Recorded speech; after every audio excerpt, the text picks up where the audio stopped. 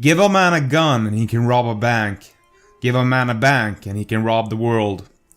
Greetings, mortals. I'm your host Simon. Welcome back to the Library of Gnosis. The Old Testament condemns the practice of charging interest on a poor person, because a loan should be an act of compassion and taking care of one's neighbor.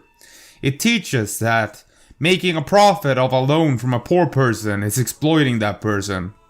If you lend money to any of my people with you who is poor, you shall not be like a moneylender to him, and you shall not exact interest from him.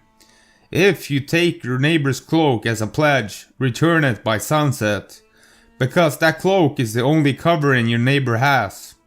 What else can they sleep in? When they cry out to me, I will hear, for I am compassionate. Exodus 22:25. Similarly, charging of interest or the taking of clothing as pledges is condemned in Ezekiel 18, and Deuteronomy 23:19 prohibits the taking of interest in the form of money or food when lending to a brother. It is not clear if this refers to an actual brother, a fellow Israelite, or any human being. The New Testament likewise teaches giving rather than loaning money to those who need it.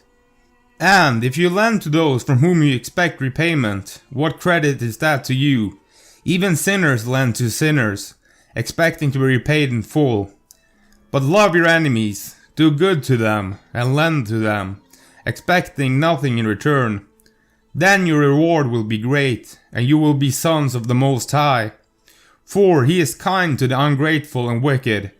Be merciful, just as your Father is merciful. Luke 6:34.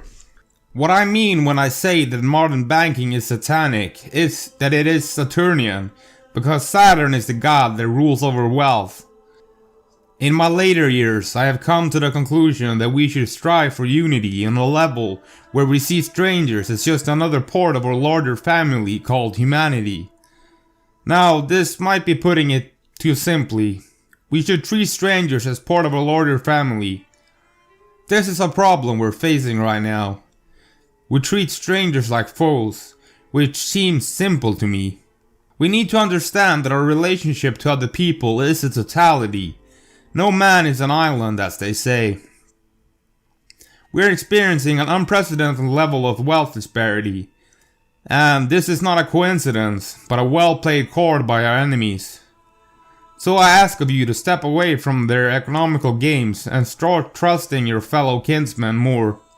Don't expect me to have all the answers to this very troubling scenario we find ourselves in. I speak of unity, but I don't know how to achieve it. I might not be able to give you the answer, but perhaps, at least, I want to make you think. Can you exist without your fellow man? You can't breathe without air, and you cannot survive without the sun. And you cannot go on without other people.